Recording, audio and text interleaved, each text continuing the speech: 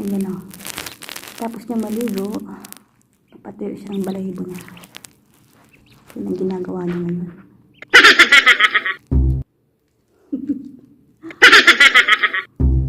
Yan naman ang bagong alaga ko ngayon dito sa Saudi Arabia. Kita nyo. Ay, naku. Buhay katulong. No, hirap pagka yung anak ng amo mo ay mahilig sa mga animals, pet lover. Kahit ano na lang. Pusa, aso, ibon. Naku, tapos ito ngayon, oh. Tingnan nyo. Pato, duckling. Sisiw ng pato. Yun, oh. Saan ka pa? Diba? Gawin ng suyong bahay. Presko.